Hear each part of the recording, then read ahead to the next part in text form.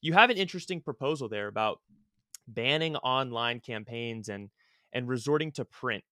And I think that's interesting because politics have become, because of the incentive structures in the media, politics have become so emotional, and that will appeal more to the logical side of humans if they have to read on paper actual policy as opposed to seeing ads attacking personality. Politics have become personality over policy now, and always always see when I mean, if you look at the presidential election right now, both sides are campaigning on their opponent, not on their policy.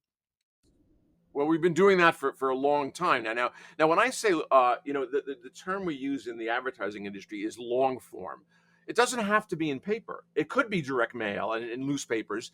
It could be online in words. I think what's happening is the use of images. We've become a consumer society, and we've figured out how to use images and pictures and to really manipulate the consumer. And it's not, maybe fine and for marketing. I admit to doing it as part of building brands, but it's becoming too dangerous in our politics. So we'll let campaigns write out their policies and their thoughts, and we could even, you know, give them money to put it out there. I mean, as long as it's not using this deleterious form of communication, which has become counterproductive in my view. So it could be online, but it's going to be an article. It's going to be long form. It's going to be something in an email or on a website. Exactly. And this emotional appeal of politics now has given rise to identity politics, which I think is pretty dangerous.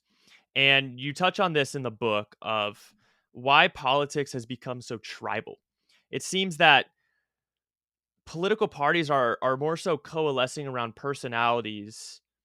I guess maybe the silent majority is, but they're coalescing around personalities as opposed to policy. So I'd like to flesh out the tribalism in politics now. And you talk about social identity theory, the in group, out group, and you give a wonderful sports team analogy. Could you just talk a little bit about that? So this is also something that's been evolving. As humans, we're very tribal creatures. There's a lot of reasons why we feel comfortable when we're operating in our tribe.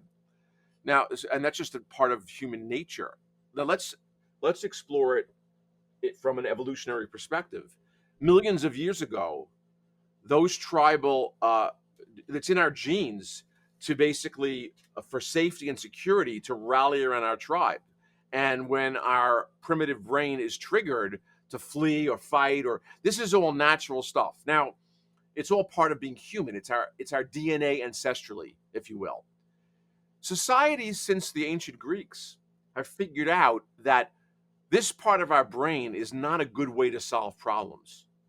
So our more rational brains. This goes back to classicism and and much more in the Enlightenment, which I talk about. So because we have these parts of our brains that exist and are very powerful, we have to find a way to channel that energy and sublimate it. Hence, sports.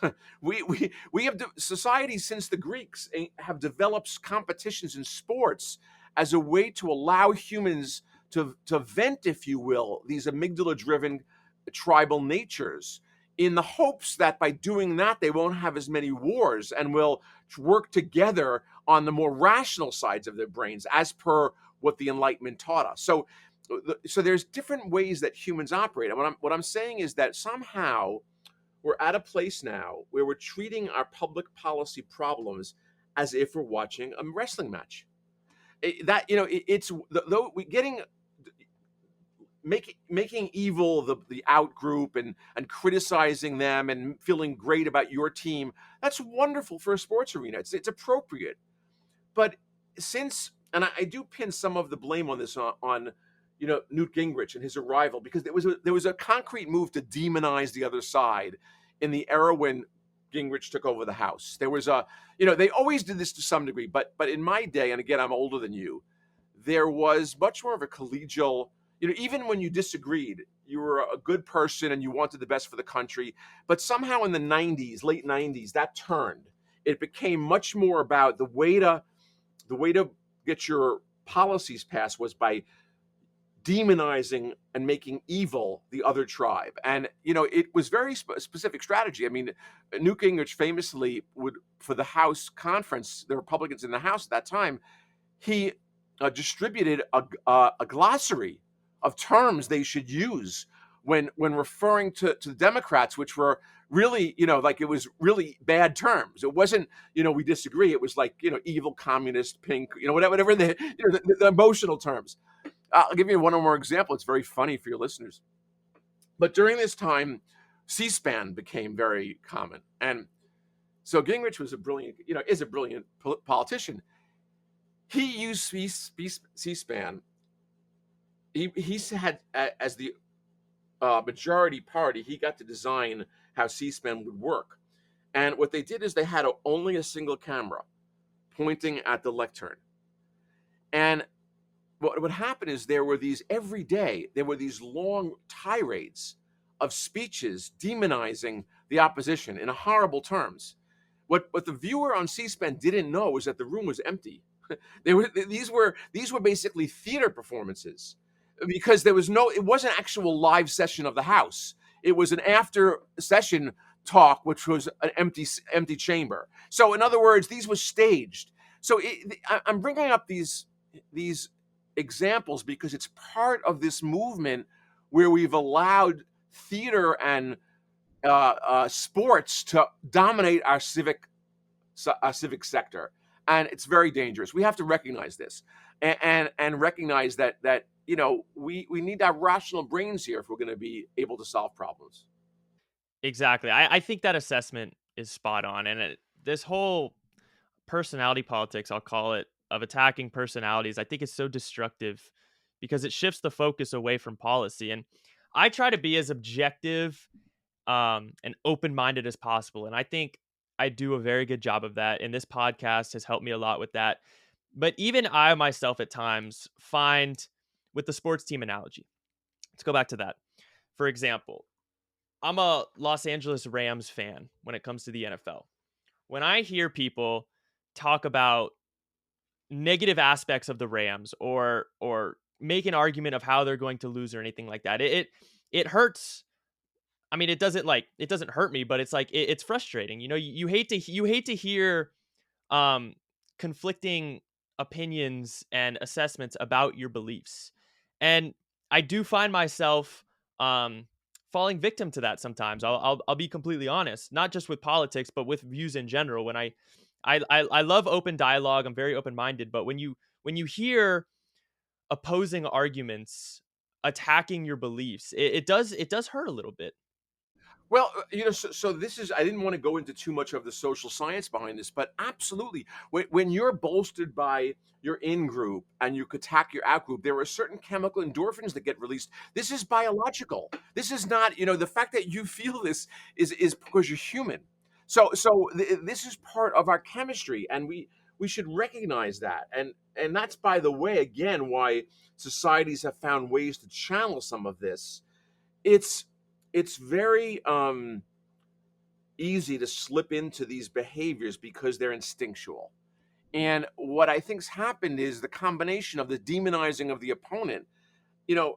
Whether you're a Trump supporter or a Democrat, a Biden supporter, whatever, it's not that the other 70 million Americans are bad people.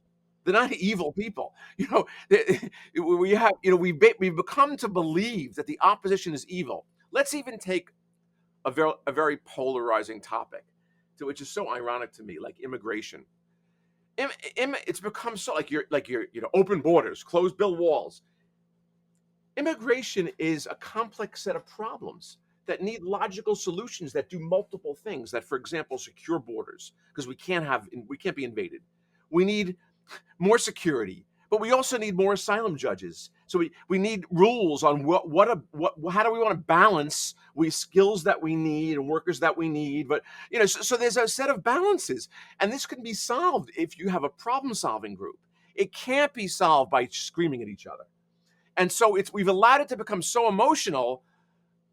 And I think both sides are guilty here, by the way. And I think this notion of opening up the borders and it's not helpful. And as indicative of how bad this has gotten, Jake, we've had 4 comprehensive immigration reform bills that are pretty, specific and lay out a lot of changes, and none of them have passed. So we seem to prefer to scream about this than to solve it. And had we passed the immigration reform bill in 2008 originally, I think was the first big one. That was the Gang of Eight, where we would have been much better off because we would have secured the border, we would have fixed our asylum process.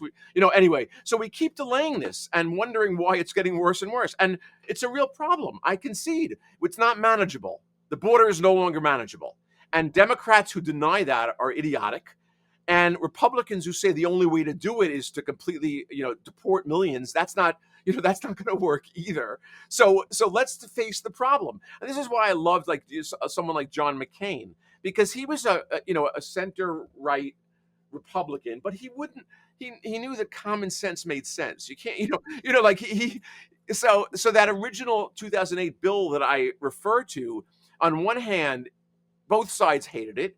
The Democrats hated it because it had quotas. They weren't called quotas, but there were limits on immigration. The Republicans hated it because it had a long path for dreamers of citizenship.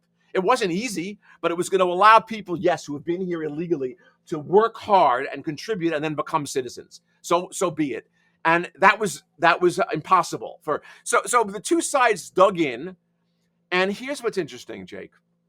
The whole premise of having a democratic republic and promulgating and prolonging this wonderful American experiment we talked about early on is that the only way it works is if you're willing to compromise.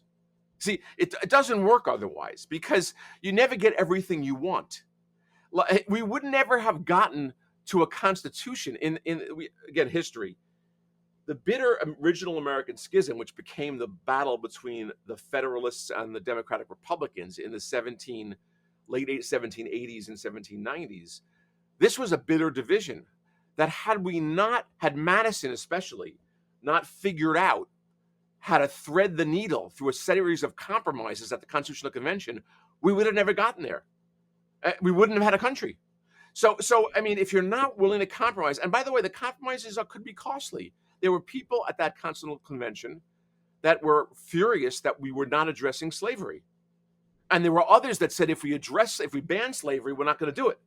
So there were compromises that were very painful for people. But yet we perceived and made a nation which we were able to perfect over time. It's never perfect, but get it better. That's the spirit of what works in society. It's never perfect, but you can't let perfection be the enemy of the good. You have to move forward. Had we passed any of those immigration bills, even the ones that were more tilted left or right, we would have been better off than we are right now. We haven't addressed the problem. Yeah, exactly. It's so frustrating because, politics have become so emotional, and it's so frustrating because politicians, like, this stuff is human nature. We talk about, tribalism and the social science behind it, but politicians have become so skilled at appealing to that human nature and that emotional response that it's become destructive